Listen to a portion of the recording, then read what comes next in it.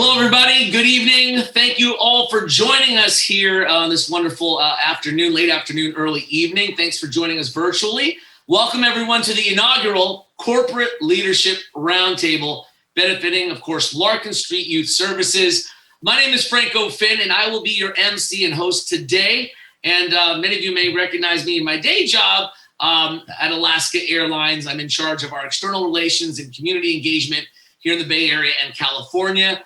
So I have a fun day job to, obviously promote our airline industry and work with community partners such as Larkin Street Youth Services, which I've had many, many years working with, being in the airline business now for 8 years. But many of you may also know me, my night job, which is pretty fun as well. For the last 20 years, you may be seeing me at Chase Center here in San Francisco and previously at Oracle Arena in Oakland, where I wear another hat, and that is being the hype man for your Golden State Warriors, of course, being champions not only on the court, but in the community as well. And so I have the fortunate job of having my Clark Kent by day, working at Alaska Airlines and working with great community partners and organizations like Larkin Street Youth Services, and then at night, becoming Superman in front of 20,000 fans. And so hopefully I'll bring some energy here today, and I really appreciate all of you for joining. And as I mentioned, Larkin Street Youth Services and myself go way back.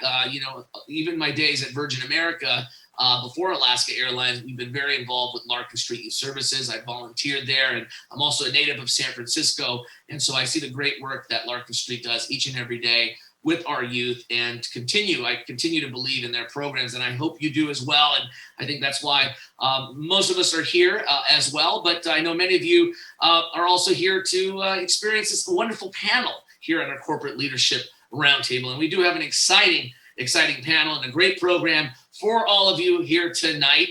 And I enjoy bringing people together and as well as Alaska Airlines as well. And we are a proud supporter of Larkin Street. And this is who really this event is benefiting here today. And so Larkin Street Youth Services, just to give you a little bit of background for those who are not familiar, is a nonprofit that offers comprehensive services to young people between the ages of 12 to 24 who are experiencing homelessness, including housing, education, employment, and wellness programs so that youth can move from crisis to hopefully stability. And so I'm happy that you decided to join us here virtually this evening for this very important discussion to share some experiences that you may have, and we're going to learn from our panel as well, especially during these challenging times. I know we've gone through quite the year and a few months here, so we'll hear some folks from different industries here to kind of chime in about what they're doing during these challenging times, how they're pivoting in their organization and whatnot. And so please don't forget let's get interactive here. This is a great networking opportunity as well for today's program. And so I know there's the chat. A lot of folks are on the chat already saying hello. Please use that function to interact with each other and network here tonight as best as you can. And so before I introduce our first speaker, I do have a few housekeeping items that I want to share with all of you. I do want to encourage everyone, as I said, use the chat, communicate as much as you like, put some positive kudos out there. We love to hear some positive kudos and some comments in the chat. Also, the clickable link to view the bios of all the speakers today, we have that available. So please check that or chat or scroll down below the screen to find the link to these amazing bios and the program agenda for tonight. And then when we move to the roundtable with our key panelists, you're going to have the opportunity to ask a question. So all you got to do there is just hit the Q&A tab right next to the chat tab to enter your question. So it's pretty simple, it's pretty straightforward.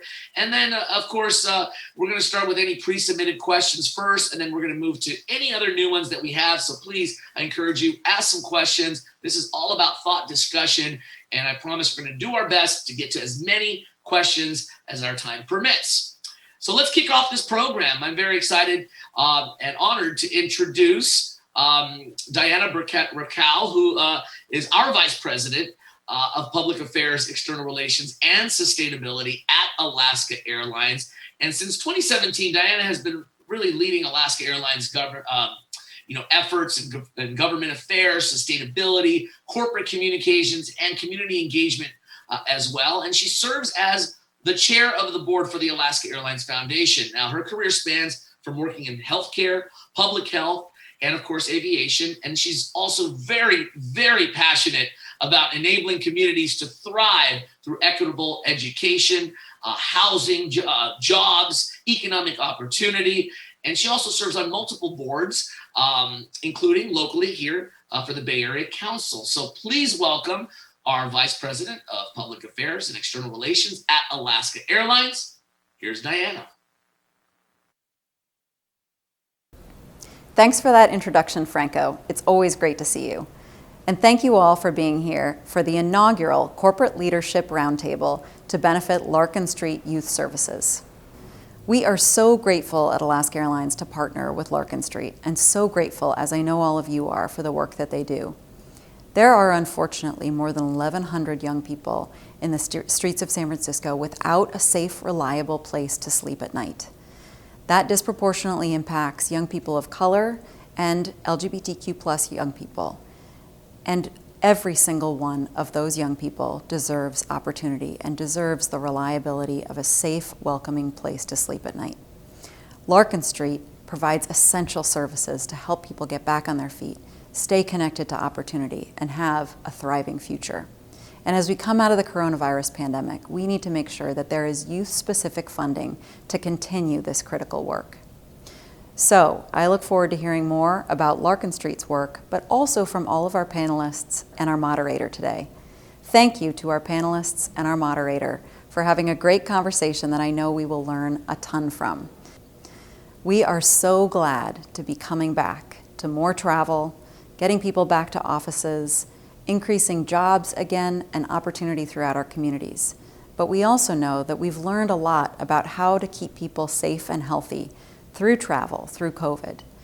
We've leaned into keeping people informed across our operation, even more frequently than we did before, and being willing to say what we know and what we don't know, which often was the case, or what had changed that we didn't anticipate. We definitely believe at Alaska in controlling what we can control, and so we came into the pandemic prepared for a lot of eventualities, and that has kept us stronger as we're able to come out again. We wouldn't have anticipated how people came together so incredibly passionately to make sure that our neighbors had food, had shelter, had health care, and ultimately now have vaccinations. And our employees and the members of our communities were very much a part of that. And we also moved forward during the pandemic. At Alaska, we joined the One World Alliance and now can connect you to more places around the globe more seamlessly than ever. And we also established some powerful climate commitments to get us eventually to net zero by 2040. We learned a lot about how much we are all connected, and that is going to continue. We're excited to get back to more flights and more traveling in the Bay Area. I'm not excited about more traffic, but man, I believe that's going to come back too. So, as we come out of this coronavirus pandemic, I hope that we can keep that sense of community. I know at Alaska, we're going to keep that commitment to our communities, that commitment to care and service for our guests, and the commitment to the climate and to the environment around us that is so important for all of us here on the West Coast and beyond. I'm looking forward to hearing what others have to share this afternoon. In the meantime, I hope you all stay safe, get vaccinated, are able to connect with loved ones again, and we look forward to seeing you out in the skies. Franco, back to you.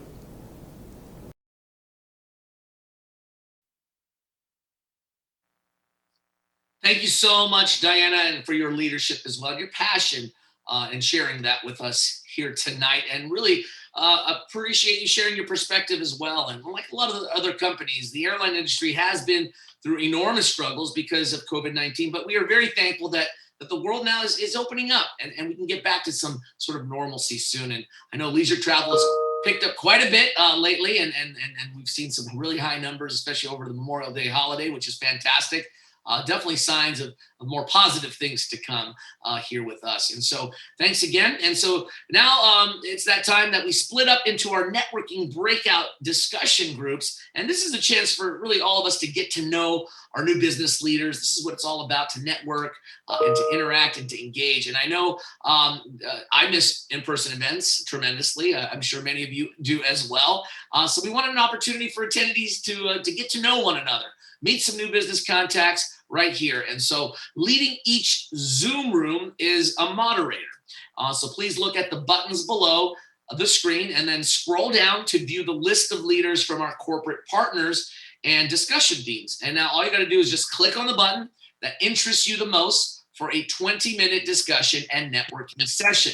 And then I'm going to see you right back here on the other side for the main roundtable. Now, if you have any issues, please mention them in the chat, and we will do our best, of course, to comply and answer any of your questions. All right, here we go. Ready, set, and go, and enjoy your networking.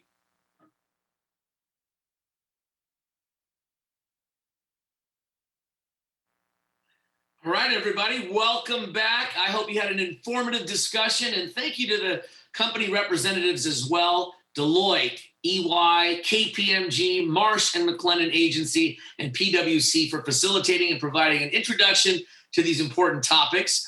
And now on to the main event. I have the honor of introducing Mr. Christopher Black. Now, he's a full-time technology professional working in the cloud security, AI/ML space, and Larkin Street Youth Services Program alumnus as well.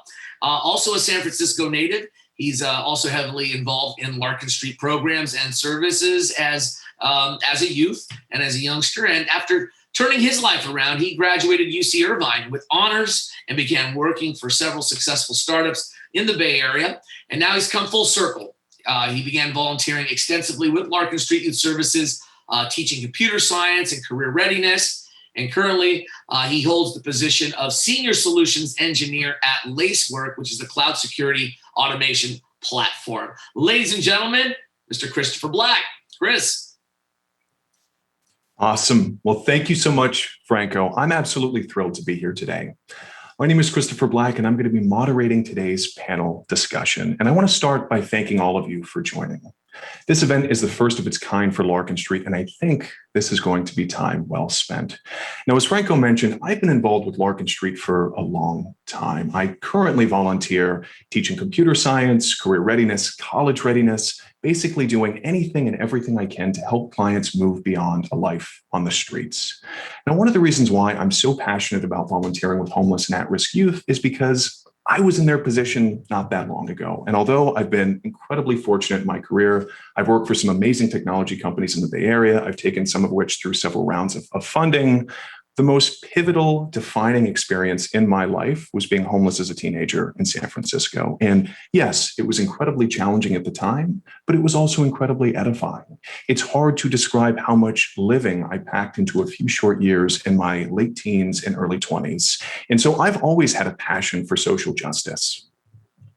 And I learned in my journey that no matter how tough my life, my journey, my story was, and believe me, it was pretty rough at times, it would have been 10 times harder if I was a woman, if I was a person of color, if I was disabled. So again, I've always had a passion for social justice. And if I'm being perfectly honest, I had pretty woke hippie parents who moved to San Francisco in the late 1960s.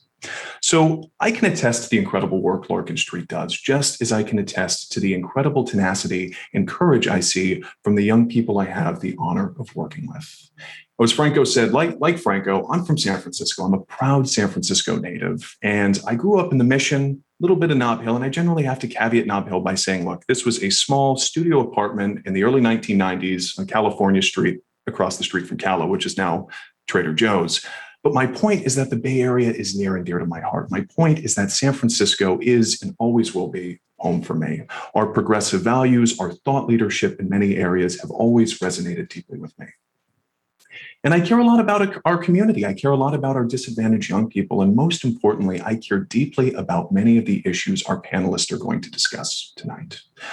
So we have 45 minutes for the discussion itself, with several minutes at the end for dedicated Q&A. I know we've had a couple of folks pre-submit questions in advance. Thank you for that. We're going to try our best to get through everybody's questions. And we're going to try to tackle some of the big issues today. We're going to try to make sense of how our lives, our communities, our businesses have changed as we emerge from the COVID crisis.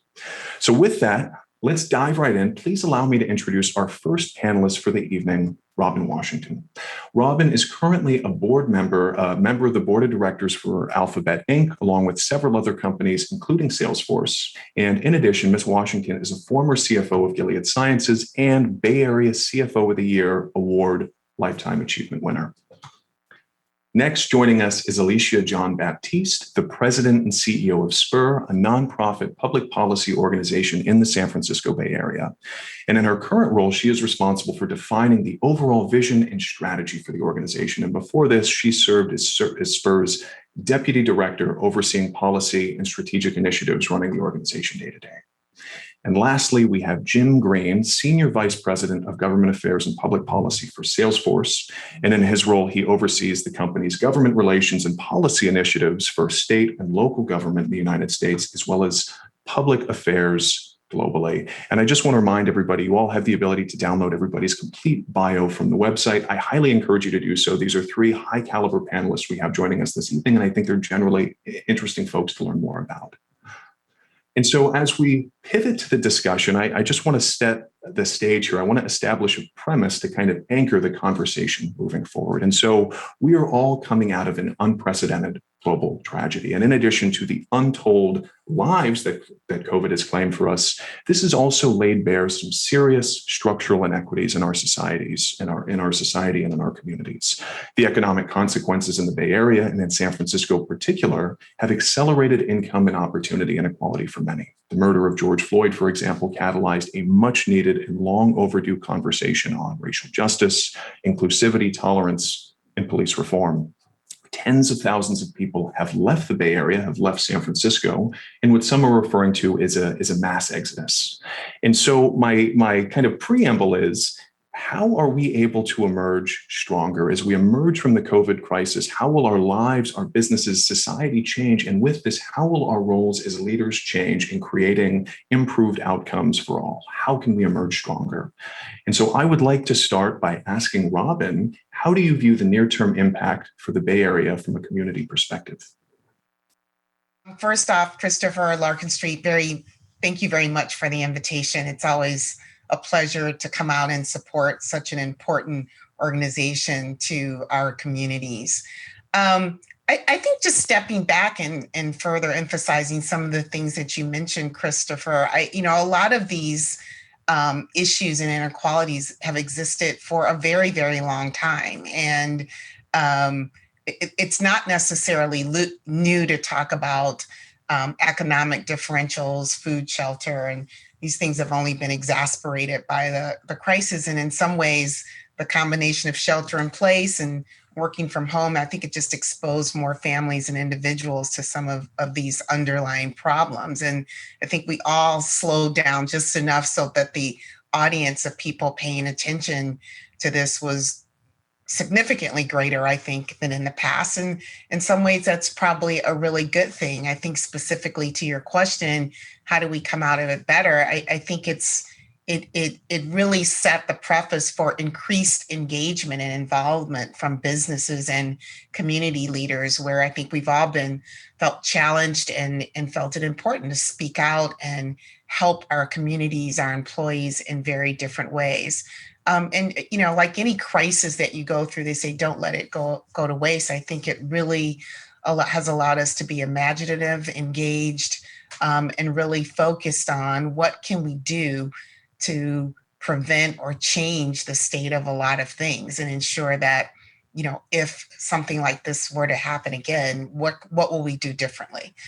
So I think the ability to focus on expanded communication and different ways of support between communities and corporations and individuals and keeping everyone engaged, probably with a better level of empathy than in the past, I think are all things that will allow us to emerge stronger and better. I mean, this is an innovative environment here in the San Francisco Bay Area. And I think this is only going to accelerate our ability to just be more conscious of some of these inequities and focus on how we can do away with them. Very well said, Robin. I guess follow-up question, do you think we as a society or a community have become more empathic as a result of events of late? I definitely think so. I think it's very much more so a leadership imperative. If you think about leaders, I know we talked about this a lot in some of the boardrooms that I currently sit in. So I think it has raised the consciousness of leaders, but also the roles of corporations in helping their communities. And, on one of my boards, which Jim will talk to, stakeholder capitalism, I think is alive and well. And I think even it further accelerates the importance of it when you think about the responses to some of the issues that you brought up. Yeah, very well said. Would love to hear from Jim or Alicia on this question. Alicia, you go first. Thanks, Jim. And hello, everybody. And thanks so much for having me join you today. I just really want to emphasize what Robin was raising. I think, this question of what has changed, to me, you could almost ask, what have we seen that we didn't see before? Because in many ways, everything that we are dealing with, we were dealing with before the pandemic. To me, the big change from this period of time, and, I would add that in addition to having lived through a pandemic, having an awakening on racial justice, we also, those of us in the Bay, had that experience that morning where we woke up and we were experiencing the apocalypse because of the wildfires. We also nearly lost our democracy. And that, for me at least, was as terrifying as some of the other experiences we had this year. And so there's certainly a level of intensity to this past year that brought and focused our attention onto what is not working. And so what we got to see was the stripping away of the facade, that this idea that somehow if people just worked hard enough, we were going to be able to make it. The reality is that our blueprint, our underlying structural design is set up in such a way as to produce the outcomes that we all experienced this past year. And we got to see it as well because we could compare our experience to those of people living in other countries, faced with the same threat, having entirely different experiences of the pandemic. And I think one of the things that really struck me over the course of this past 15 months or so is that we have always been interdependent. Your welfare actually impacts my quality of life and vice versa. But we lived it in such an individual, personalized way by going through the pandemic. The fact that I needed to mask to protect your well-being and vice versa was something that I don't think we had the tangible experience of in quite that way before. And so where it takes my mind in terms of what does the future hold and how do we emerge stronger is really wanting to make sure that we carry these lessons and bring this awareness and this knowledge into our next steps. And I think there's an appetite to be bold in a way that perhaps we have shied away from in the past. And you can see it in things like the various cities piloting guaranteed income. Ooh. I think in some ways we have overcomplicated the response to some of the challenges that we face. The reality is that when people need money, the best, strongest solution is to give them money. And just like when people need housing, the best, strongest solution is to build housing.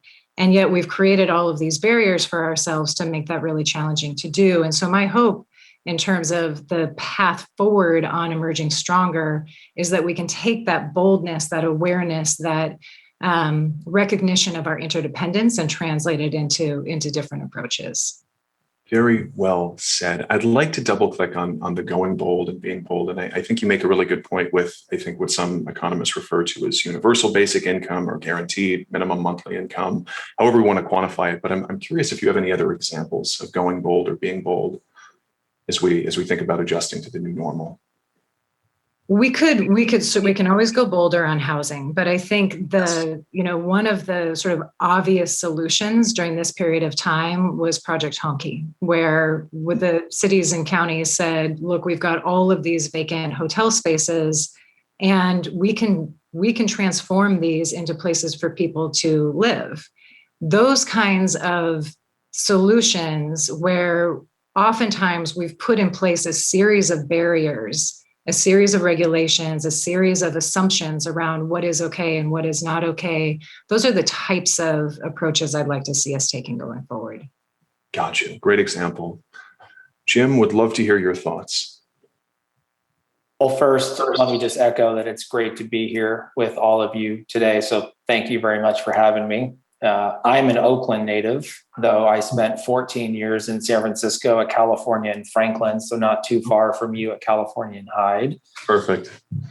A lot of pride for the Bay Area, a lot of pride for the history of the Bay Area, what we've been able to do as far as being a center of innovation, being a center of diversity and inclusion, and being a place where you don't ask the question, why do something? You ask the question, why not do something?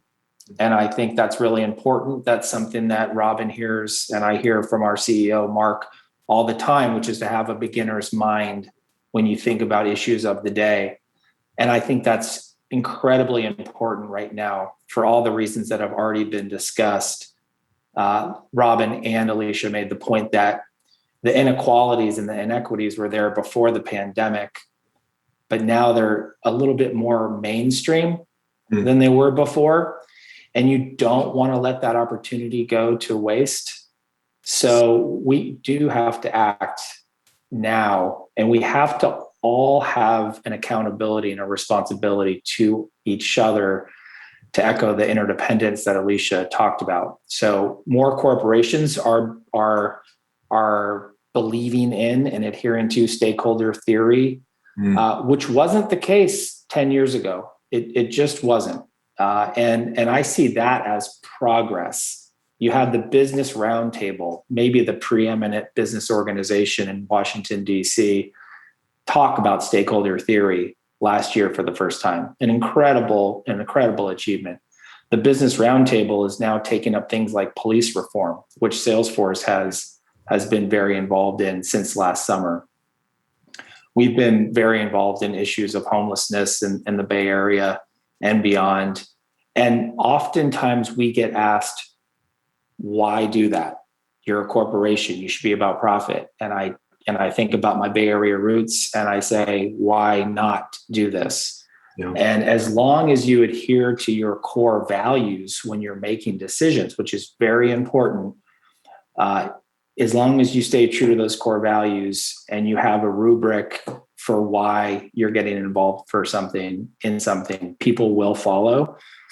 The Bay Area and California has always led. We need to continue to do so. And I think now is a moment to really accelerate that change we all want. Yeah, very well said. I guess a question for the broader group is, why are such seemingly simple solutions so difficult to agree upon and implement? And maybe I'm oversharing here. One example, though, I think housing is a fundamental human right. I think most of us would agree that housing in some capacity is a fundamental human right. And I think when we think about the homeless problem in the Bay Area, most of us agree that providing housing, no strings attached, is probably the best solution.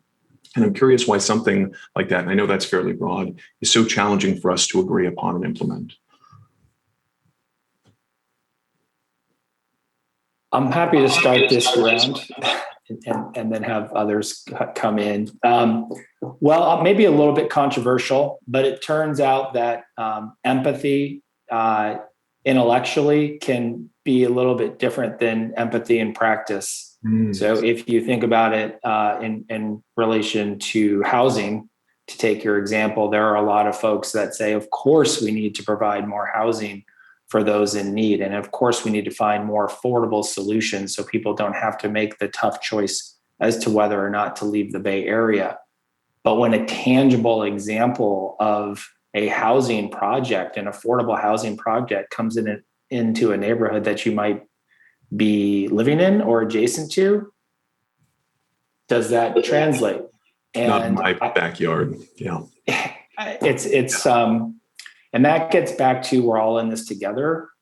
That's really important for me. And I do think that we need to have this inclusive, holistic conversation around things where everybody takes some responsibility and accountability and can really be introspective when faced with decisions about when they go into a ballot box, about where they work, about the values that the company or the organization that they choose to work for is, and that personal accountability and service to others needs to be a common thread. Yeah, I'd add to Jim. I mean, another example, I'll take my industry for the past 12 years, healthcare. I remember in 2010 when we tried to implement healthcare reform. To your same point, Christopher, if you think about housing being a basic right, if you think about most countries, healthcare is available for anyone and everyone, right? And so it's complex, but it takes governments, if you think about public, but it also takes individuals. And even now you have people through technology and new ideas and new ways of doing things coming up with different ways to enhance the infrastructure around healthcare, make it simpler, make access to healthcare as well as cost of healthcare come down. And I think all those are important. These are complex issues. They're multidimensional, and it's going to take more than governments. It's going to take creative individuals. It's going to take new technology and ways of doing things, and all those things to kind of solve some of these core fundamental issues. The benefit will be, better access, less inequality.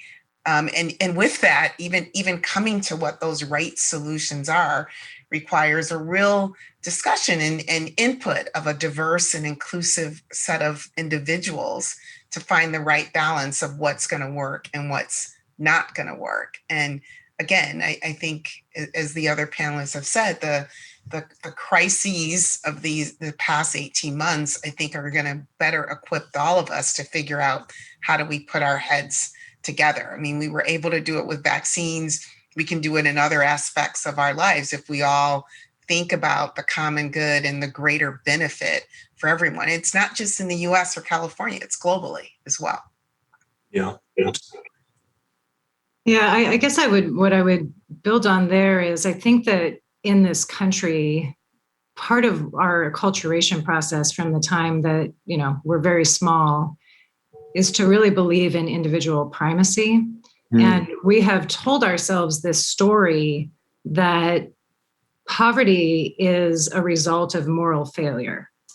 So, that because it's enshrined in our founding documents that everybody was created equal, that if you work hard enough, you can make it. There must be something wrong with you if you haven't made it. And holding that as our kind of underlying concept really limits our capacity, first of all, to understand the full dimensionality of the way that our systems are set up, where we've actually chosen from the outset who the winners and losers are going to be. And then secondly, to think about how we fit into a broader community context. So I think about the trade-off that we make when we say, no, we're not going to build this affordable housing project, for example. And what we're saying, without necessarily being conscious of it, is I would rather that people live on the street than to live in this housing project. I would rather that I have to spend more money to live in a home because housing is scarce than to build this housing project. And yet we don't hold the trade-offs in that way, because those are not the trade-offs that we are asked to make. So I think there's a dimension to this, which is kind of shifting what is it that we're actually deciding and for whose benefit, that could change the dynamic. And the other part of it, I think, is that many of us, I think, in the Bay Area don't really have the experience of living in dense spaces. There are plenty of places in the world and plenty of places in this country where you can have an incredibly positive experience living in a very dense community. But because we don't have that tangible lived experience, it can be hard to imagine it. And so I do think there is benefit to creating something of demonstration projects so that people can start to have the lived experience and understand that it actually could be beneficial and doesn't need to be perceived as threatening. Yeah, love it. Oh, Robin, go on. Were you going to say something? Well, Alicia, that's a perfect segue into my next question, but I'd like to ask what an organization like SPUR, how an organization like SPUR, for example, fits into all of this. So SPUR is a policy organization, and we do quite a bit of work thinking about the way that our systems are designed. The reason I personally became interested in public policy many years ago at this point is understanding that we have set up a whole bunch of rules that then determine what outcomes we achieve. And if we want to get to different outcomes, we need to change the rules. And so from our standpoint, what we're looking at is, in the longer term, a few decades from now, where do we want to be and how do we get there from where we are today? And so much of that comes down to getting in and redesigning the fundamental components of the drivers of quality of life for the region. So figuring out exactly how we build the 2.2 million housing units that we need to house the region. Figuring out how to retrofit our transportation system so that people have different alternatives to driving alone and adding to the climate crisis. Understanding the right ways to adapt to climate change to best safeguard our communities. Those are the kinds of questions that we are tackling at SPUR. And again, really with this focus on structural reform, because part of what was so devastating about this last year was how predictable the crises were that we experienced. And so it is absolutely essential that we have folks ready to go to respond to the crisis. I personally like to spend my time upstream trying to keep the crisis from happening in the first place, because we will never have enough resource to solve the crisis once it has happened. I think we need to be spending more of our time and energy with those upstream solutions. Gotcha. Yeah. Next question, but building very much off of what you just said, Alicia, and I'm curious to hear from Robin and Jim, given your involvement, your association in the private sector with an organization like Salesforce, for example, how some of these community strategies are evolving as we adjust to the new normal. Jim, start. Happy to. So first, on the policy front, I think it's really important to understand how important policy is, because it can sometimes be a hard to understand realm, and a lot of folks don't get engaged in policy. They don't see it as retail. They don't see it as able to touch their everyday lives, when the opposite is actually the case. And the word that I always come back to when I think about policy, and I lop that onto my position within the technology industry, is we love to talk about scale in the tech industry, and policy allows for scale, right? So if you do have the right policy implementation for something like housing or homelessness, you can at scale fix problems that seem intractable over time. It's not going to happen overnight. Another saying that Mark loves is, people overestimate what you can accomplish in a year and underestimate what you can accomplish in a decade. Definitely rings true in policy. You don't sometimes see the victories until that tail of a few years, but it's so important. And so from Salesforce, how can we build up organizations, high quality organizations like SPUR, is to say, with humility, how can we help? Because they are the experts on an issue. When the tragedy of the George Floyd killing happened last summer, we didn't decide to become experts on racial equity.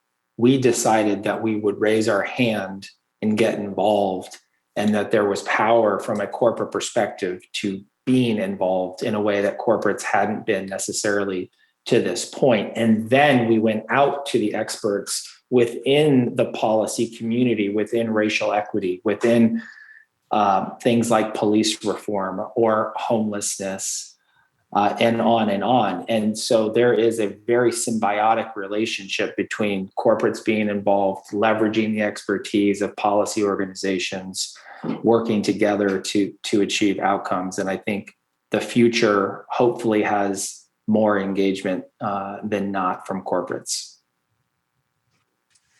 I think that's great. I mean, I think, Jim is spot on, and I'll speak from a board perspective.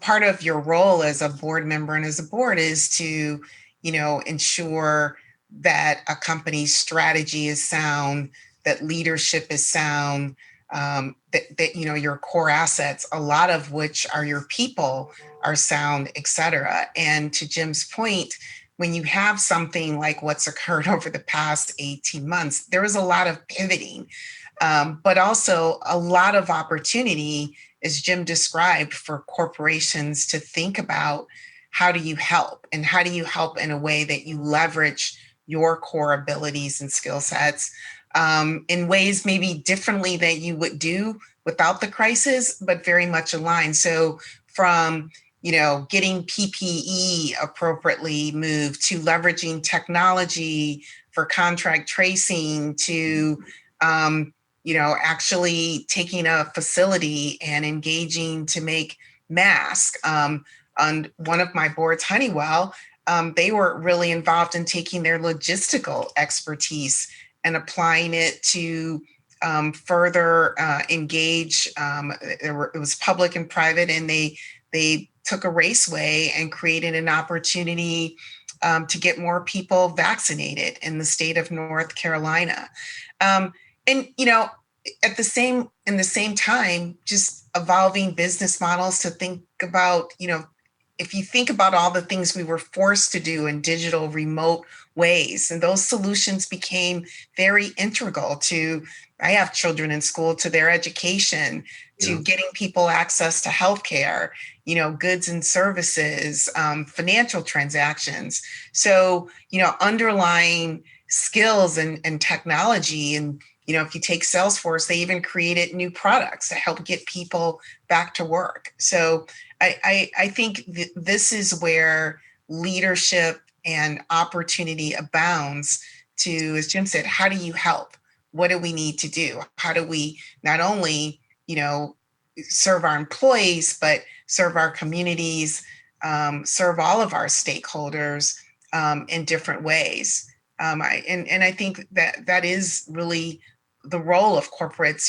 Jim talked about the business roundtable. A lot of these things were in play before, the global pandemic and other crises, but seeing that alignment around values and goals and objectives, as well as taking critical resources and skill sets and engaging in different ways, I think became very important and will continue to be important in terms of how we come out of this crisis on the other side.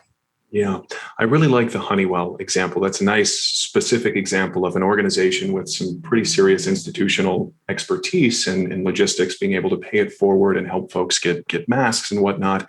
I'm curious, Rob and Jim, if we could maybe double click on any more concrete examples, maybe from Salesforce, for example, a very large, well-regarded, respected organization based in San Francisco. If we could think about more kind of concrete examples of these kind of activities in the community. Well, I'll start, and Robin, come on in. Going back to the founding of Salesforce, Mark had it in mind that he had the 1-1-1 model. 1% of equity would go into our foundation. 1% of our product would be donated to nonprofit organizations to help them in their own technology journey. And then 1% of employee time would go back into volunteerism. That last one is my favorite one, the volunteerism 1%, because in practice, that is 7 paid days off a year going back into the communities in which the employees live. So when there was 10 employees, not so much scale, but when there's 60,000 employees now in the company, you're looking at 60,000 times 7 days a year. You actually are seeing something. And when you prioritize a few issues for us, education has been a big priority within the Bay Area. We have a long history of funding and volunteering within San Francisco Unified and Oakland Unified middle schools. And you have a volunteer who goes into that middle school, not one time for an hour and a half, and then that child who doesn't really trust that this person's here to help. But if they see your face on a consistent basis over the course of a year, that might mean a little more to that student at that time. So volunteerism, but there's also, it's almost endless. I mean, we do as corporates need to be more involved in policy now.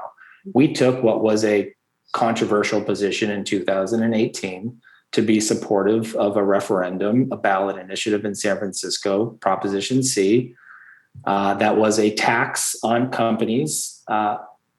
We were one of the companies that would have that added tax to address the issue of homelessness. And it was a big battle. And we had a lot of folks on the other side, a lot of folks of good intent on the other side. But we felt strongly that we ought to take a position on this issue. And so we did. That's a wide spectrum, from volunteerism, from individual employees, to getting massively involved in a ballot initiative. There are things in between. I would hope that companies would just continue to look at the menu of options and not say no outright, and to really look at their own value set, prioritize what they might get involved in, and then over time, do it. Yeah, absolutely. Yeah, love it. Great example. I will share one example, though, that's near and dear to my heart. And it's when organizations, specifically technology organizations in and around the Bay Area, make a concerted effort to hire non-traditional applicants. It certainly opened the door for me to get my foot into tech. And one of the benefits, I think, to technology in general, technology is very broad, but when you think about careers in tech and in software, historically, there's this slightly egalitarian, almost meritocratic element, if you will, in that we will give folks an opportunity, we'll give folks a chance to come through an interview, for example, even if they might not have a 4-year college degree, for example, but they can write some code and they could add some value in an organization.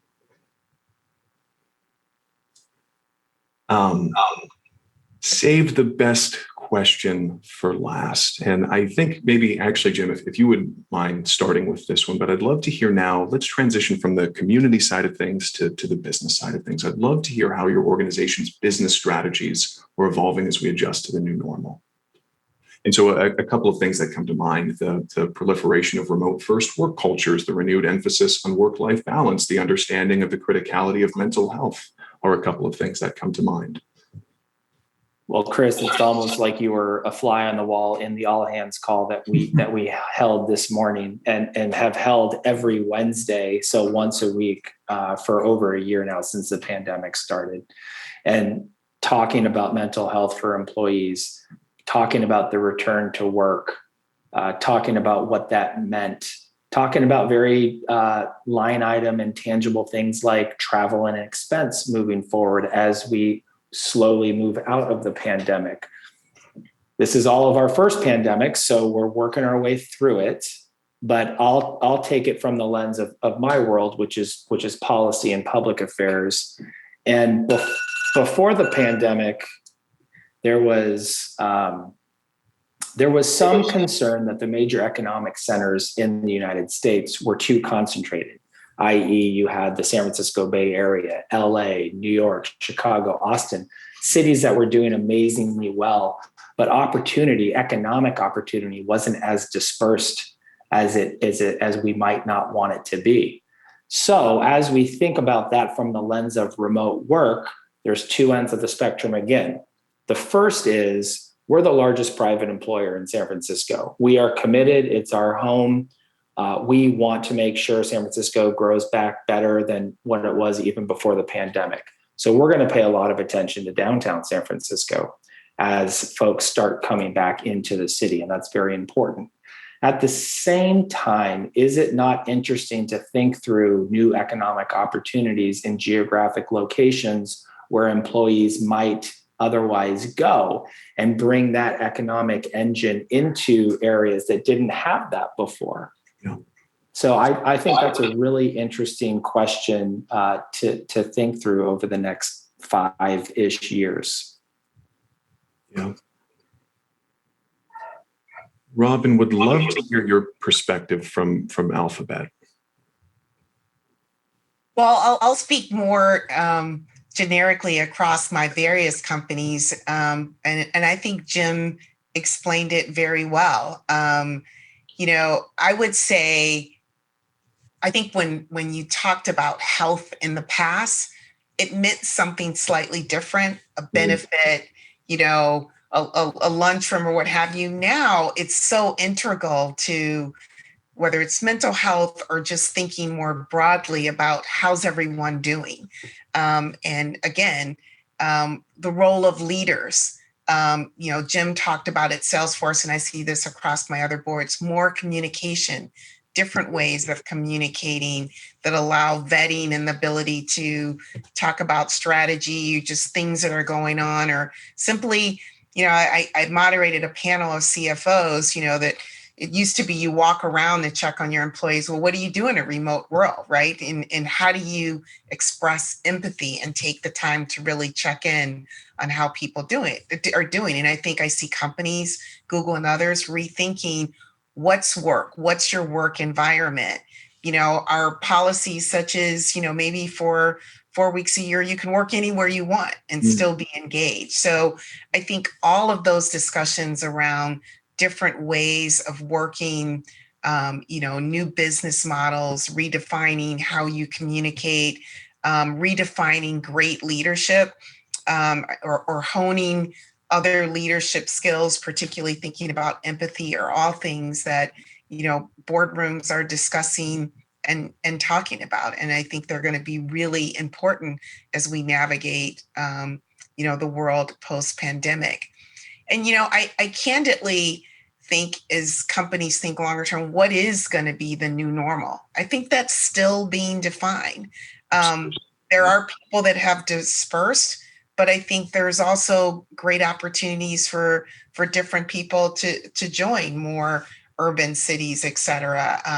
Maybe, over time, affordability changes, traffic patterns changes. So I don't think we fully know yet what the new normal is, but I think pivoting, informing it, Jim talked about travel. What is business travel in the new world going to look like?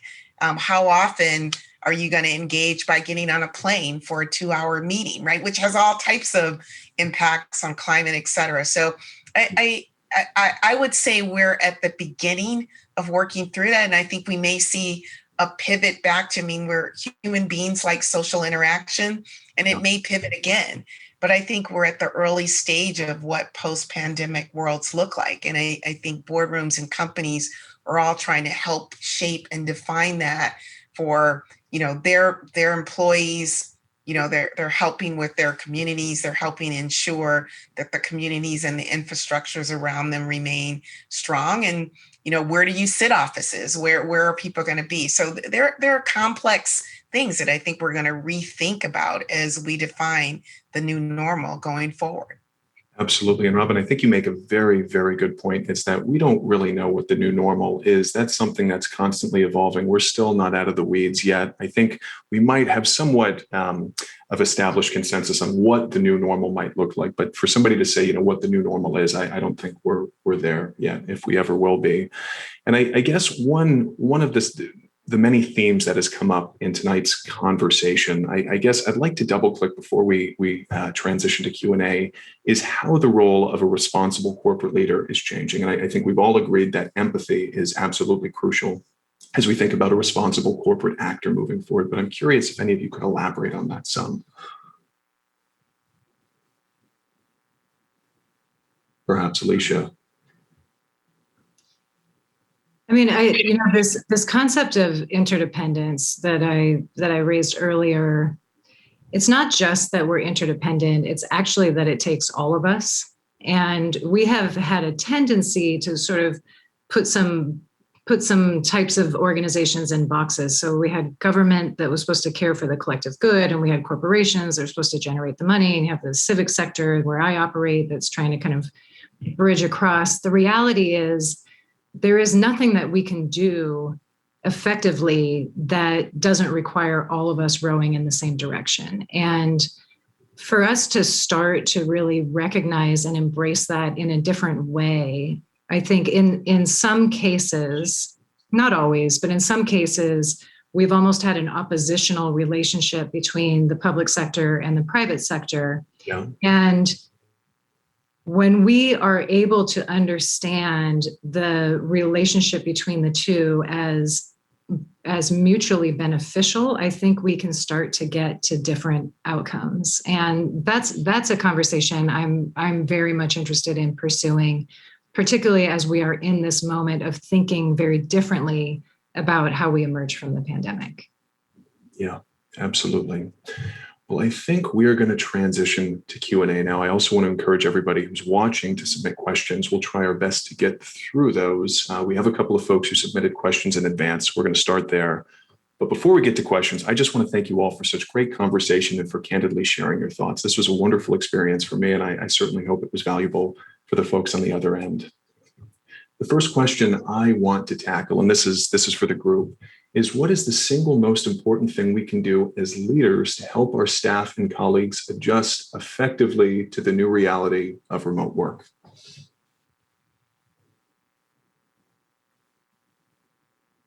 mean, I'll just take a quick stab at that.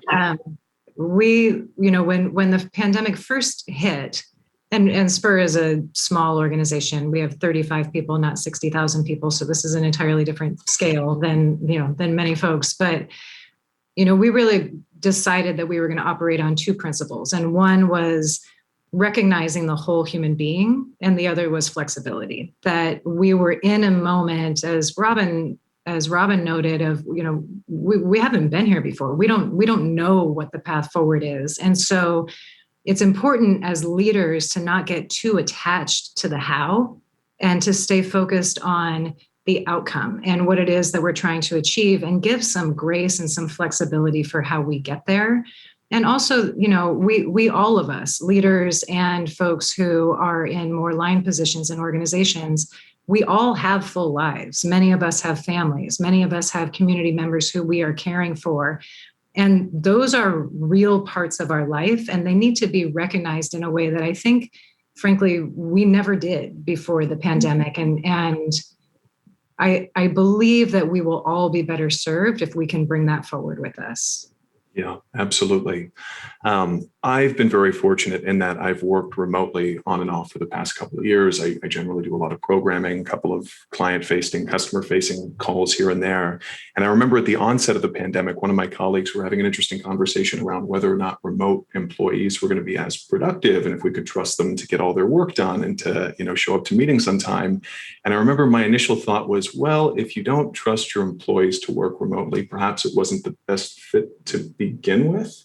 But in addition to that, I think just being more empathic and understanding the whole person, lives, children, dogs, animals, as we think about trying to cultivate a remote first friendly environment for folks.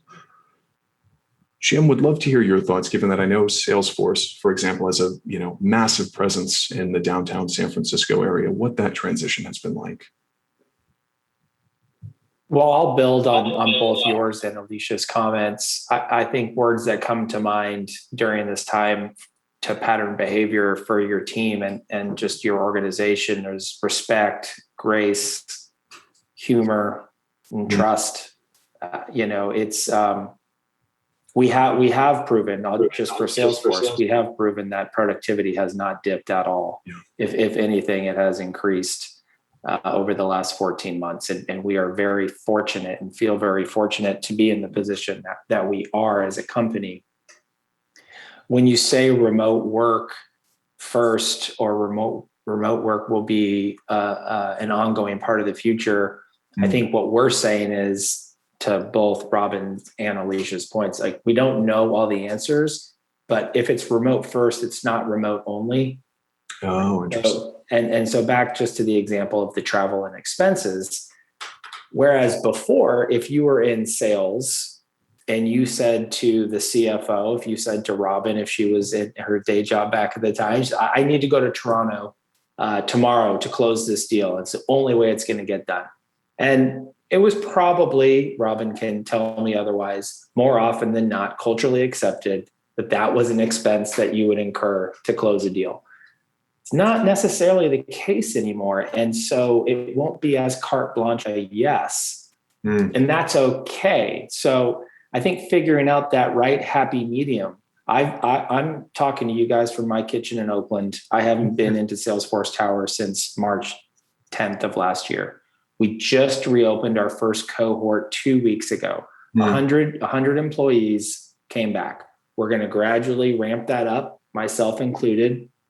I can't wait to get back into the office. I love my wife and my 2 kids, but I can't wait to get back into the office a little bit. Say your butt coming. but I don't want to go back 5 days a week. That's 2 hours a day on the Transbay bus for myself. So if I could go in 2 or 3 days a week, keep the productivity, have that personal interaction with my team and customers, and be home for my kids and my wife and enjoy that time, which has been a blessing over the past 13, 14 months. Boy, if that's part of my new normal, I'll take it. Yeah. I think Jim hit on a key word, respect. And I think most importantly, summing up Alicia and your comments, Christopher, one size doesn't fit all. Yeah. And I think we're seeing more and more that everyone's max productivity probably manifests itself differently based on their situation. And that in of itself can change based on the evolution of your life, your family, or whatever stage you're in. And we did it. We survived it along with the pandemic. So, trust, respect, one size doesn't fit all, and creating a new flexible environment that what does fit for you as an employee at that point in time, I think is just more important than it used to be. And I think it's more regarded as something that makes for a more productive workforce. Yeah. And I ultimately think that's going to attract a more diverse workforce, which is really critical. Not only, and the fact that you can be anywhere opens up opportunities for lots of different people that don't necessarily reside here in the Bay Area. So if you just step back and think about, again, a crisis and how do we come out of it better and stronger, that we're more open and receptive to different models. Yeah, well, you make a great point, Robin. We are no longer geographically bound necessarily to the San Francisco Bay Area. We can hire talent anywhere in theory, and I think for many organizations, that's a really wonderful thing. Next question is, how do employers see the challenges of hiring people who have or are experiencing homelessness?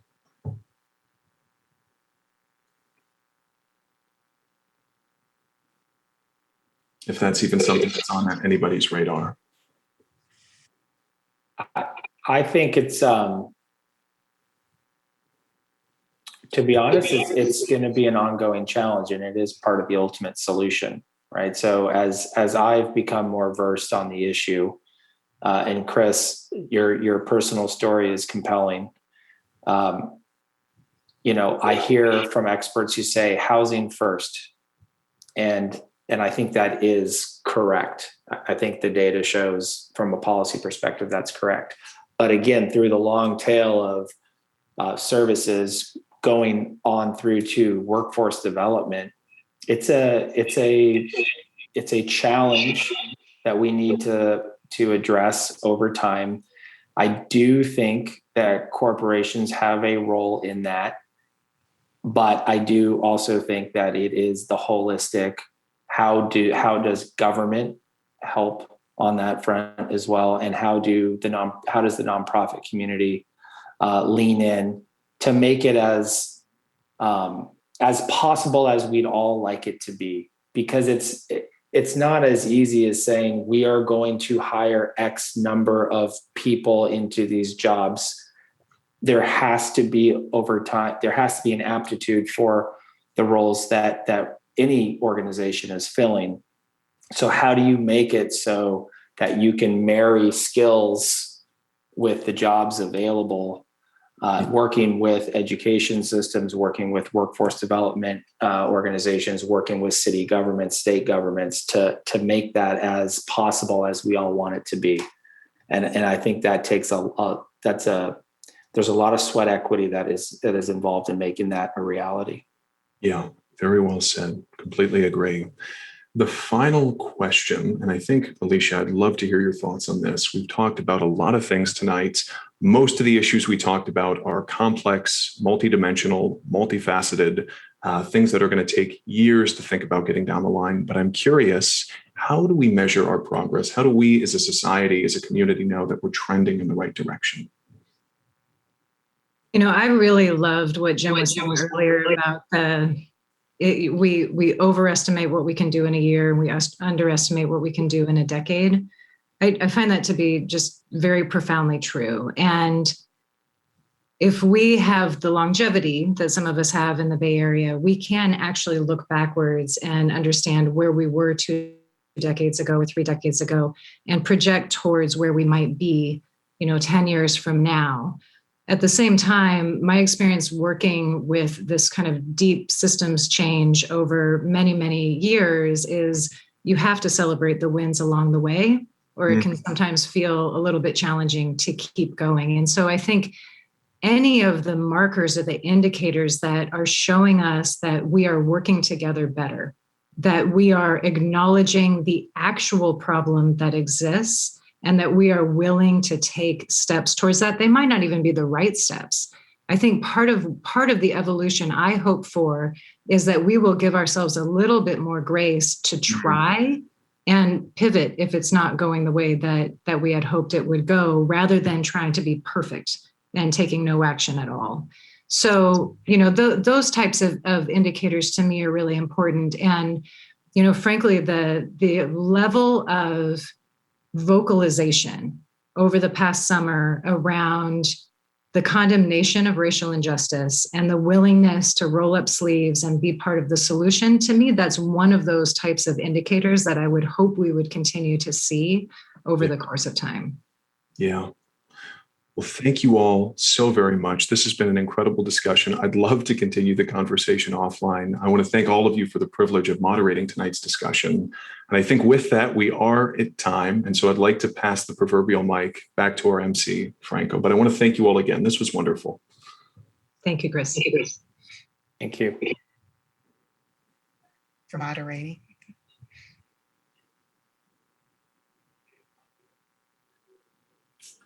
Well, thank you so much, Chris, Robin, Jim, Alicia, for your thoughtful discussion. Amazing, amazing. And thank you to all the questions, too, from some of our folks there in the audience. Really appreciate it. Thanks for engaging and participating.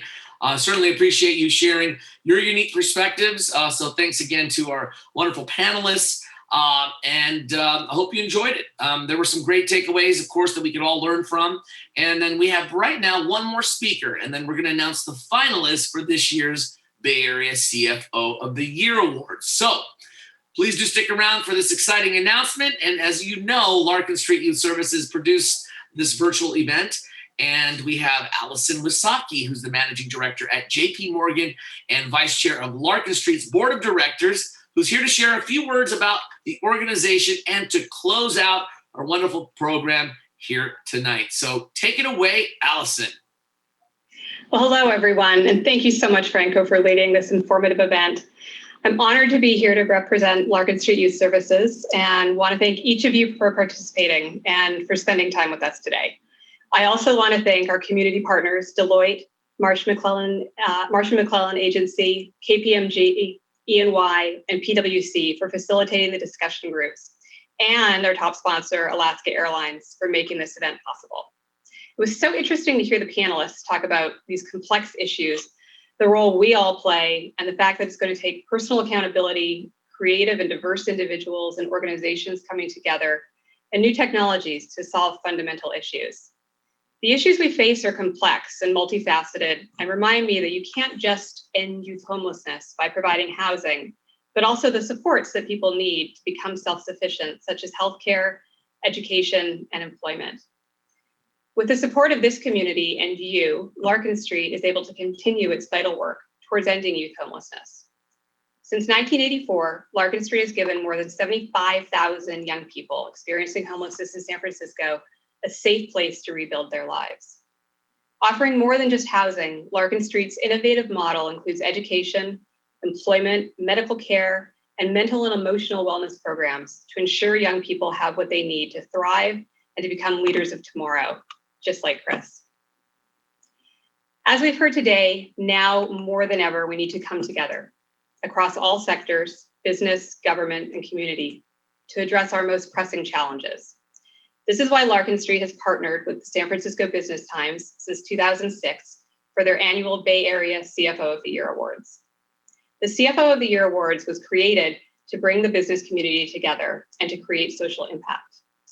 Not only is this a time to honor remarkable chief financial officers in the Bay Area, but importantly, this event has raised over $6 million in funds for young people experiencing homelessness.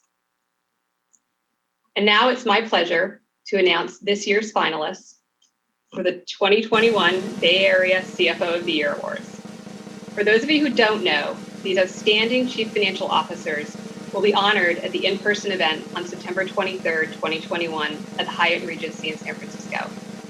Winners will be announced that evening with the exception of this year's Lifetime Achievement Award winner, who I will share momentarily. To learn more about the event, sponsorship opportunities, and the nomination process, please visit cfoawards.org. Drum roll, please.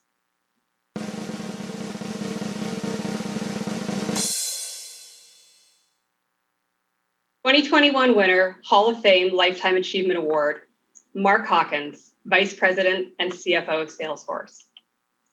Public Company Large, Charles Brocker, Grocery Outlet. John Murphy, Adobe. Kazema Ship Chandler, Twilio. Public Company, Small to Medium. Paul Avil, Proofpoint. Drew Hammer, Velodyne LiDAR. Sandeep Nair, Power Integrations. Non-public company, Mona Heffernan, One Workplace. Chris Newman, Rodan and Fields. Jack Sexton, ALOM Technologies. Emerging company, Rex Jackson, ChargePoint. Adriel Lares, Fastly. Alan Stewart, ShotSpotter. Nonprofit organization, Tony Duong, HealthRight 360. Jared Lederman, DRK Foundation. Mike McGee, California Academy of Sciences. Transformation Agent, Gerard Griffin, Zynga. Howard Horn, Veer Biotechnology. And David Stevenson, Airbnb. Wow, what a remarkable group. Congratulations to all the finalists. I hope you can join me for the CFO Awards in September. I'm so excited that we'll finally be able to be in person again. There are many ways for you to get involved in the meantime in the vital work to end youth homelessness, including registering for the CFO Awards, donating, or attending an upcoming breakfast with Sherilyn Adams, Larkin Street's Executive Director. Thank you again for joining us this evening.